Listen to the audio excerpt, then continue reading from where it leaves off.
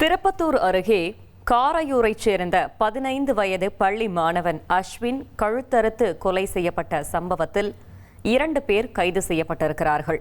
மேலும் தகவலை செய்தியாளர் ஜெகநாத் வழங்க கேட்கலாம். ஜெகநாத், வணக்கம். அந்த 2 பேரிடம் நடைபெற்ற விசாரணையில என்னென்ன தகவல் கிடைத்திருக்கிறது? முழு விவரங்களையும் சொல்லுங்க. வணக்கம். திருப்பத்தூர் அருகே உள்ள காரையூர் பகுதியைச் சேர்ந்தவர் நாகராஜனின் மகன் அஸ்வின். இவர் அருகே உள்ள திருக்கலம்பட்டி கிராமத்தில் உள்ள அரசு பள்ளியில் 10ஆம் வகுப்பு படித்து வருகிறார். இதே பகுதியைச் சேர்ந்த அரவிந்த், கணேசன் மற்றும் கீழ சவலப்பட்டி அருகே உள்ள பிள்ளிமங்கலம் கிராமத்தைச் சேர்ந்தவர் அஜய் ஆகிய மூவருக்குமானது நட்பு ஏற்பட்டிருக்கிறது.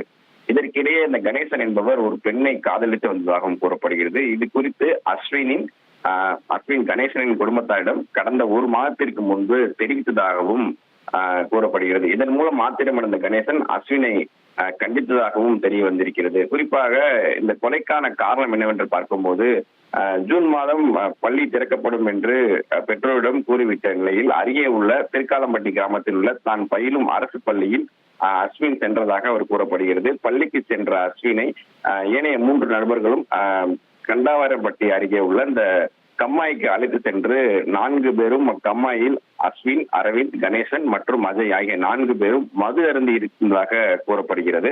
அப்போது இந்த காதல் விவகாரம் குறித்து அவர்கள் மத்தியில் வாக்குவாதமானது ஏற்பட்டிருக்கிறது.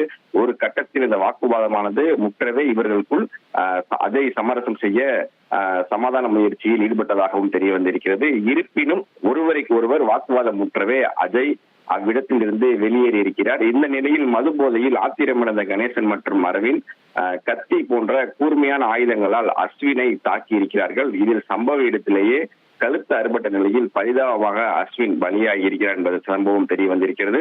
இந்த சம்பவ இடத்திலிருந்து வெளியேறிய அஜய் உடனடியாக திருப்பத்தூர் நகர் காவல் நிலையத்திற்கு சென்று அந்த காவல்துறையிடம் இந்த நடந்த சம்பவத்தை அவர் கூறியிருக்கிறார். இருப்பினும் இரவு நேரம் என்பதால் காவல்துறை அந்த பகுதியில் அஸ்வினின் உடலை தேடுவதில் தோல்வி ஏற்பட்டதாகவும் கூறப்படுகிறது. மேலும் அஸ்வினின் பெற்றோரிடம் இது குறித்து போலீசார் தகவலும் தெரிவித்திருக்கிறார்கள். குறிப்பாக இந்த திருப்பத்தூர் காவல் துணை கண்காணிப்பாளர் செல்வகுமார் தலைமையில் சிறப்பு அமைப்பை விட்டு கூடுதலாக 48 மணி நேரத்துக்கும் அரவிந்த், கணேசன் ஆகியவரை தற்போது தொடர்ந்து இந்த கொலைக்கான வேறு எதுவும் காரணம் இருக்கிறதா என்பது குறித்து அவர்கள் விசாரணை நடத்தி கொண்டிருக்கிறார்கள். 10ஆம் வகுப்பு படிக்கும் சிறுவனின் கொலை இந்த சம்பவம் இப்பகுதியில் பெரும் அச்சத்தை ஏற்படுத்தியிருக்கின்றதான் கூட வேண்டும் என்று குறிப்பிடத்தக்கது. தகவல்களுக்கு நன்றி ஜெகநாத்.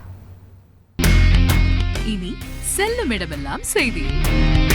தந்தை டிவியின் வாட்ஸ்அப் சேனலை ஃபாலோ பண்ணினா செல்லருக்கும் இடமெல்லாம் செய்தி.